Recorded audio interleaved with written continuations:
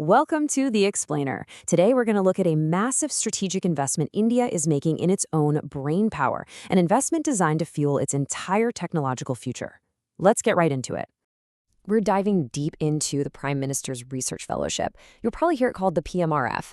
It's this key government program that's all about finding, funding, and really empowering the next generation of innovators who are going to shape research and technology in India for years to come.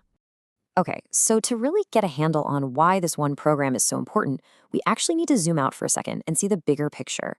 Where exactly does the PMRF fit in India's huge, and I mean huge, investment in education and skills? Well, the government allocates thousands and thousands of crores across this massive landscape of initiatives. You've got these giant programs like Samagra Shiksha for holistic school education. You've got PM Shri, which is all about creating over 15,000 top-notch schools. And then there's the Skill India program for vocational training. This just gives you a sense of the sheer scale we're talking about. All right, so from that vast landscape, let's funnel down to one very specific, very high-impact initiative. This one is designed for the absolute top tier of technical talent, the Prime Minister's Research Fellowship. So what is it exactly? Well, to put it simply, the PMRF is kind of like an elite track. It scouts out the best students from top science and tech universities and gives them a golden ticket, direct admission into PhD programs at India's most prestigious institutions. You know, the IITs, the Indian Institute of Science. The goal here is to attract and, this is the crucial part, retain the nation's top talent for research, to stop that brain drain.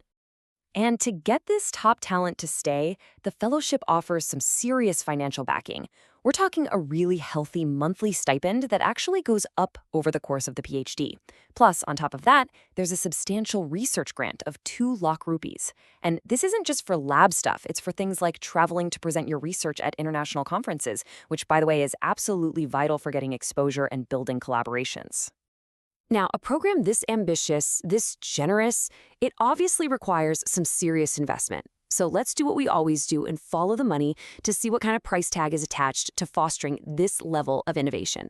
And here it is. The price tag for just the 2026-27 fiscal year is a cool 600 crore rupees. That is a huge number, and it really signals just how committed the government is to this very specific slice of the research world.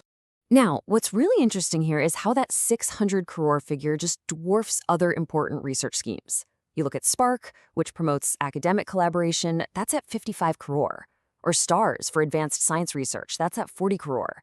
The fact that PMRF gets so much more, well, it really highlights how much of a priority it is in the national strategy. But, spending money is one thing. Getting results is something else entirely.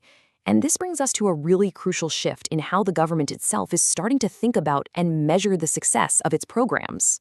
This quote from the government's own monitoring framework really says it all. The focus is actively shifting away from just tracking the money spent, what they call outlays, and instead focusing on tangible results, the outputs, and more importantly, the outcomes of that spending.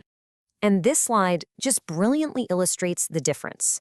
So outputs are the direct, countable things you do, like how many fellows are we supporting with the program? Easy to count. Outcomes, on the other hand, that's the real-world impact you hope to see from those actions. Things like how many patents were filed, what new technologies were actually developed. It's the difference between just doing things and actually making things happen. Right. So for a 600 crore outlay, what specific outcomes is the PMRF expected to deliver? This is where the program's true mission, which goes way beyond just funding PhDs, becomes crystal clear. So here's the crucial point. PMRF isn't just about research happening in some isolated lab. Nope. It's designed to create a ripple effect.